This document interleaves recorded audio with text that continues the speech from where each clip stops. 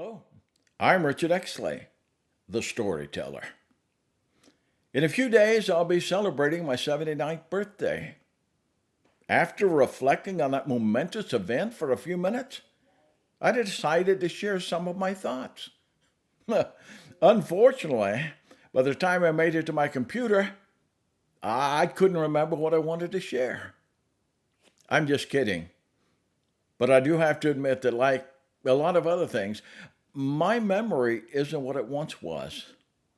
Seriously, though, here are some of my thoughts as I near my 79th birthday. Wow. I got here a lot faster than I would have ever imagined possible. It seems only yesterday I was a 12-year-old boy roaming the river bottom that surrounds the South Platte River in northeastern Colorado, living my own version of Huck Finn. Then we moved to Houston, Texas, and I had my first date with Brenda Starr, of course. We went to my ninth grade football banquet where I received my letter. At 17, I bought my first car, a 1960 Ford Starliner. Mom and Dad never paid a penny on it. I covered all the expenses while making $1.25 an hour, cutting donuts after school and on Saturdays. On June 10th, 1966, I married Brenda. Leah was born 4 years later. And now I'm nearly 79 and have two wonderful grandchildren and a great grandson. Like I said, I got here a lot faster than I would have ever imagined possible. Along the way, I've learned some things. I've learned that no one goes through life unscathed. Sooner or later, someone you trust will betray you.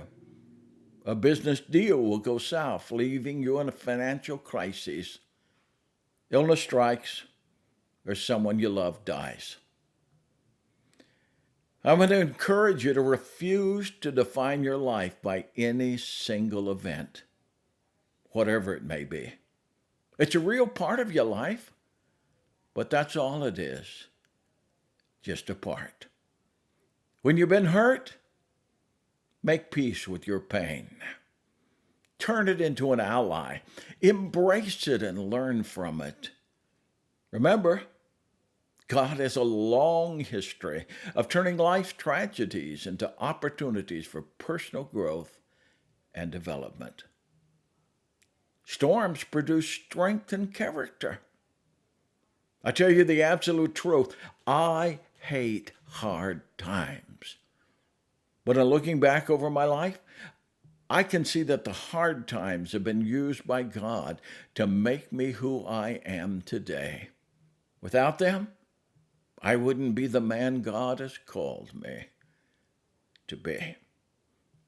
I've also learned that God always uses imperfect people because it's the only kind of people there are. It chagrins me to admit that I am a flawed man. If I deny this painful truth, I condemn myself to a life of secrecy and deception. If I acknowledge it, I am free from the need to pretend to be something I am not. And freed from pretending, I can honestly embrace the grace of God that makes all things new. Life is too short to hold a grudge. You cannot embrace life if your fists are clenched, ready to take revenge. Life is often a mystery. When tragedy strikes, we're often tempted to ask why. While this is natural, it's an exercise in futility. Even if we could figure out why something happened, it wouldn't change a thing. At 79, I'm finally learning to replace the why questions with how questions. Instead of asking, why did this happen? I'm learning to ask how God is going to use this for my good and His glory. In every situation, I can be part of the problem, or I can be part of the solution. The choice is mine. I've never been a bitter or vindictive person, and I'm not going to allow anyone to make me into something I am not.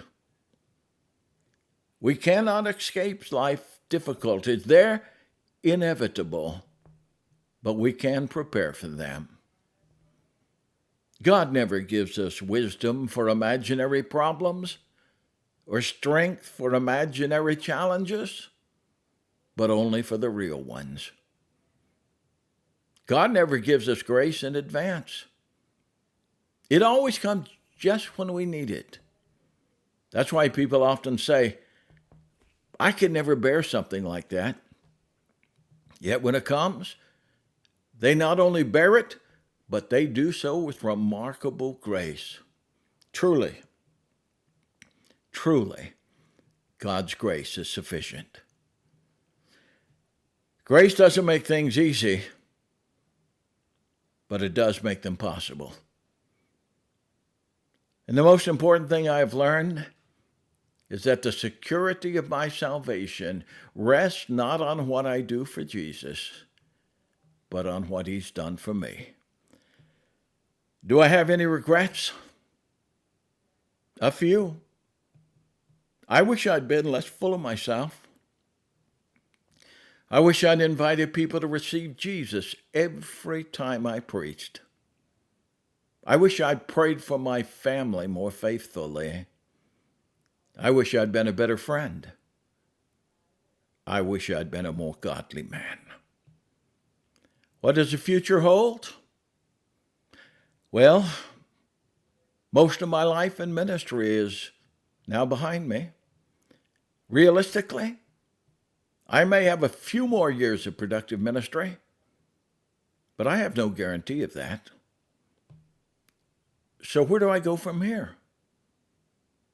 Wherever God leads. I am in good health, and I plan to keep on writing and preaching as long as God gives me open doors and the strength to walk through them. I truly believe the last years of my life can be the most fruitful. Like Caleb, I say, now therefore, give me this mountain.